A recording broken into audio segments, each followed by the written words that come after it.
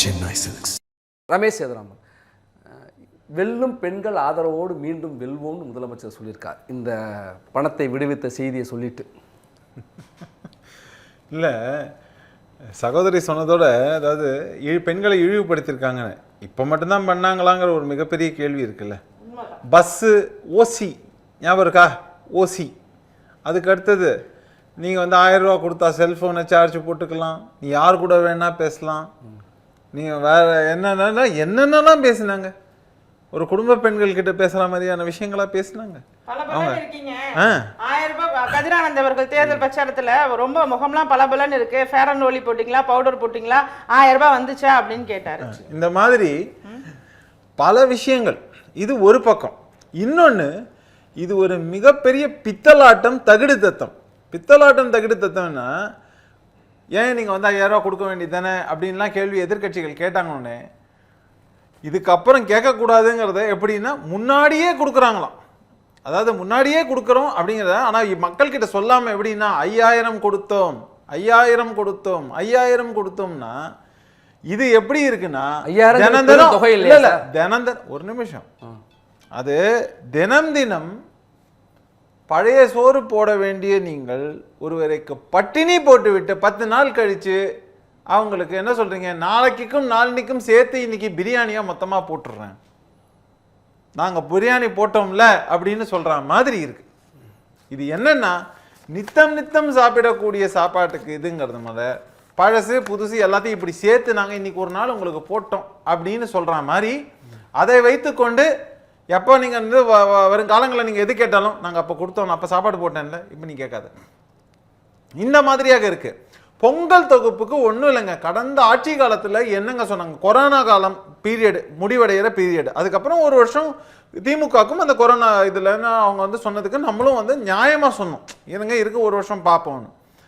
அந்த பீரியடில் என்ன சொன்னாங்க, நீங்கள் 5000 கொடுக்கணுன்னாங்க. ஆனால் பொங்கலில் கடைசி வரைக்கும் இந்த 5 வருஷத்துல எவ்வளோ கொடுத்தாங்கன்னு ஒரு கேள்வி இருக்குல்ல. இந்த மாதிரி பேத்து மாத்து வேலைகள் செய்வது என்பது இவர்களுக்கு புதிதல்ல. அடுத்த முக்கியமான விஷயம் வரும், இந்த கான்ட்ராக்ட் எல்லாம் சொன்னீங்க ஐயா. ஒரு லேடி இப்போ லேட்டஸ்டாக பேசிட்டு இருந்த இதில் கேட்டேன், தாம்பரம் மாநகராட்சியில் நாய்க்குகளுக்கு கருத்தடை பண்ணதுக்கே ஏதோ 5 கோடியோ 6 கோடியோ கான்ட்ராக்ட், அது மனுஷங்களுக்கு பண்ணியிருந்தாலே அவ்வளோ ஆயிருக்காதுங்கிற அளவுக்கு அவங்க வந்து சொன்னாங்க. அப்படின்னாக்க இது தமிழ்நாடு பூரா கணக்கெடுத்து பார்த்தா இவங்க பண்ண அநியாயம் என்னன்னு எனக்கு புரியல. இவங்க என்ன, இப்போ நான் இருக்கிற ஏரியாலையும் நாய்க்கு வந்து கருத்தடை பண்ணிட்டோம்னு பல இது சொன்னாங்க. ஆனால் அடுத்த மாதமே பார்த்தா நாய் பல குட்டி போட்டிருக்கு. ஸோ அப்படி பார்த்தா இவங்க என்னதாங்க அதையும் பண்ணாங்களா, முறைப்படி பண்ணாங்களாங்கிற ஒரு கேள்வியும் வருது. இப்படியாக இவர்கள் செய்யக்கூடிய விஷயங்கள் எல்லாமே என்னன்னா கஜானால பணம் சேர்ந்திருக்கு. ஒரு பக்கம் தமிழக மக்கள் மேல எந்த அளவுக்கும் இல்லாத அளவுக்கு கடன் சுமையை ஏற்றிவிட்டு இவங்க போறாங்க.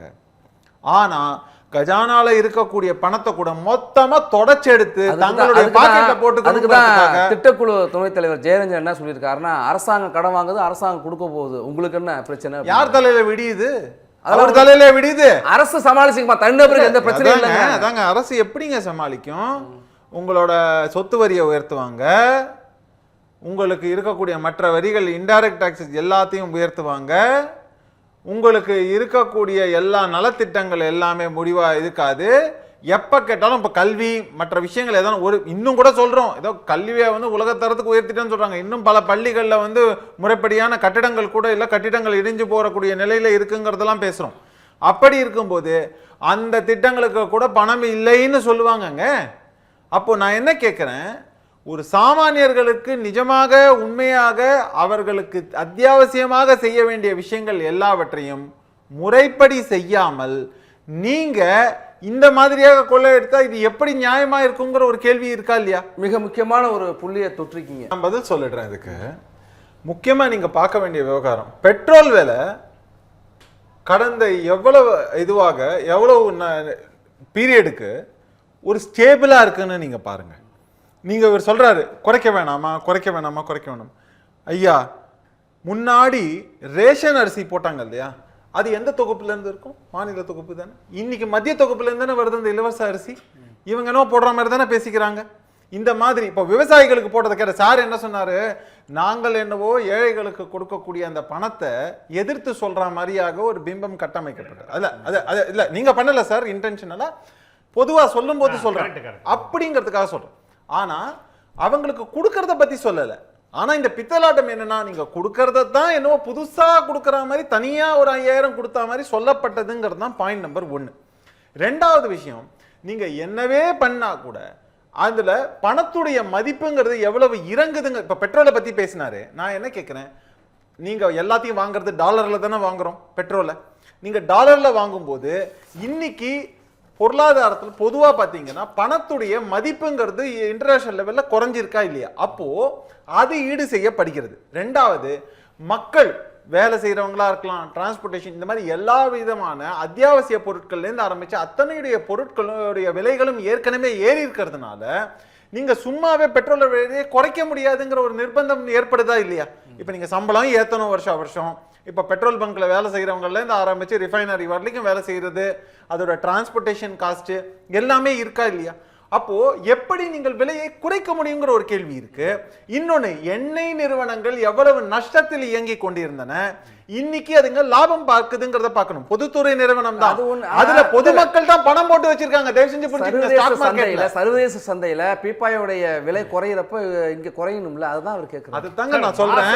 நீங்க ஏறினப்ப ஏன் கேட்கல, அப்ப கூட இதே மெயின்டைன் பண்ணாங்கல்ல இந்த ரேட்டுங்கிறது தான் என்னுடைய கேள்வி. பிளக்சுவேஷன் இருக்கும்போது பதிலா ஒரு ஸ்டெபிலிட்டியை கொண்டு வரதுக்கான ஒரு ஸ்டாண்டர்ட் ரேட்டா ஃபிக்ஸ் பண்ணிட்டாங்கங்கறத நீங்க பார்க்கணும். இங்க வந்து சரி, அடுத்த விஷயம், தமிழ்நாட்டை பொறுத்தவரை சொன்ன மாதிரி உருளைக்கு பணம் கொடுக்கல, 100 ரூபாய் குறைக்கல.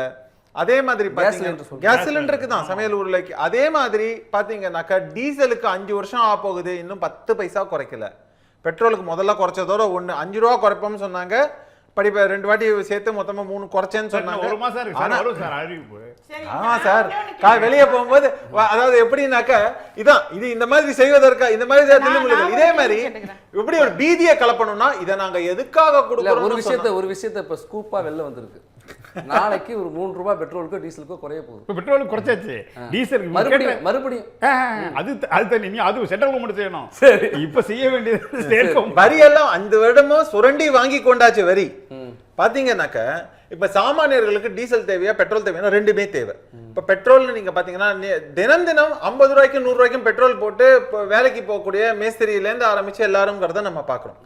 அதே மாதிரி டீசல் எடுத்தீங்கன்னா பெருவாரியாக கமர்ஷியல் வண்டிகள் வாகனங்களை இயக்குபவர்களுக்கு டீசல் தேவை. இப்போ பேருந்து விட்டுடுங்க, பேருந்து இதுல இருந்து ஆரம்பிச்சு நீங்க மற்ற எல்லாமே நீங்க பாத்தீங்கன்னாக்க டாடா ஏஸ் இந்த மாதிரியாக வாகனங்கள், அந்த மாதிரி மற்ற கனரக வாகனங்கள், இல்லைன்னா வந்து டாக்ஸி, இந்த மாதிரியாக பெருவாரியாக டீசல் யூஸ் பண்றோம். அவங்களுக்கு கூட ஒரு பயன் கொடுக்க முடியாத ஒரு நிலைமைக்கு தானே கொண்டு போனது. நிறைவு கருத்து சுருக்கமா இல்ல, என்ன பொறுத்த வரைக்கும் இவங்க இந்த எலெக்ஷனை பார்த்து பயந்து போயிருக்காங்க. என்ன பண்றதுன்னு தெரியல. ஆன்டி இன்கம்பன்சி எக்கச்சக்கமா இருக்கு அப்படிங்கிற சூழல்.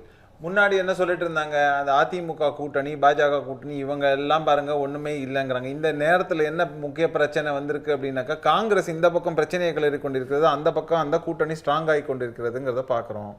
அப்போ என்னென்னலாம் பண்ணலாம், என்ன பண்ணினா ஜனங்களை வந்து கொஞ்சம் ஏமாற்ற முடியும், அதன் மூலமாக வாக்கு அறுவடைகளை எப்படி செய்யலாம்னு அதுல ஒன்று வெளிப்பட்டிருக்கு. அதுல முக்கியமான ஒன்று தான் இது வெளிப்பட்டிருக்குங்கிறத நம்ம பார்க்கிறோம்.